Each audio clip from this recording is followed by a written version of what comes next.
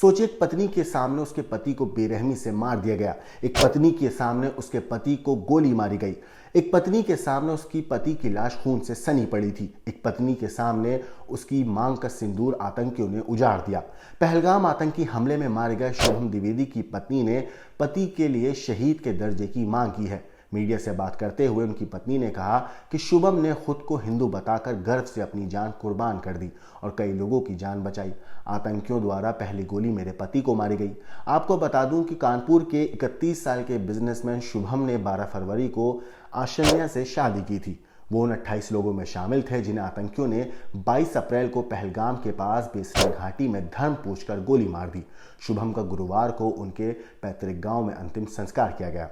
Media से बात करते हुए शुभम की पत्नी ने क्या कुछ कहा, एक बार आप सुनिए। मेरी सरकार से सिर्फ यही डिमांड है, क्योंकि लोग ना, पुलवामा अटैक भी हुआ, 26/11 हुआ, लोग विक्टिम की फैमिली को भूल जाते हैं। लोग जाके पूछते नहीं है कि उनकी फैमिली क्या झेल रही है, क्या हो रहा है उनके साथ, वो सब भूल जाते हैं।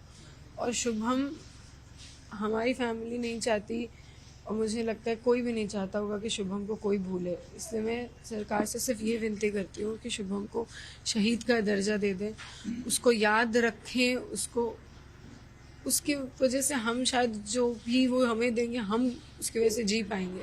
उसको शहीद का दर्जा मिलेगा तो ये फैमिली सर उठा के कह पाएगी कि हम हिंदू बोल के गए हैं, तो हमें उसका सरकार ने शहीद बोल के दर्जा दिया है।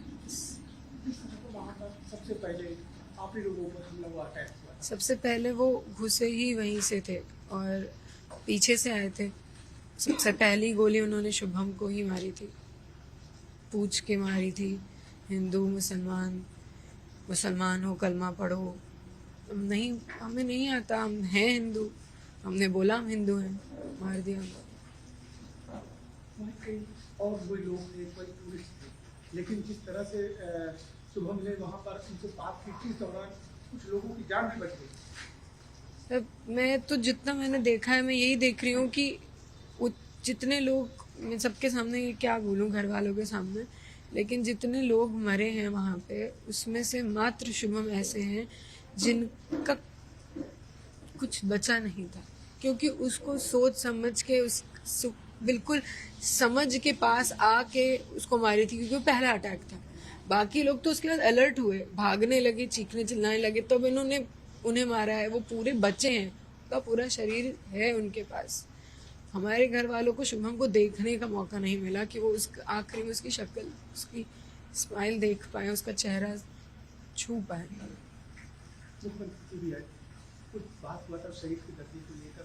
सर, उस दिन तो मुझे नहीं लगता हमारे घर वालों के, आपको लग रहा होगा स्थिति ऐसी थी कि हम कुछ बोल पाएंगे।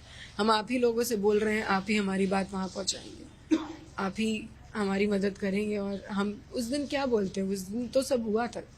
हमारे अंदर इतनी ताकत थोड़ी ना, इतनी समझ थोड़ी बन के बैठे हुए कि हमें ये करना है। हम तो उस दिन अलग ही उसमें थे।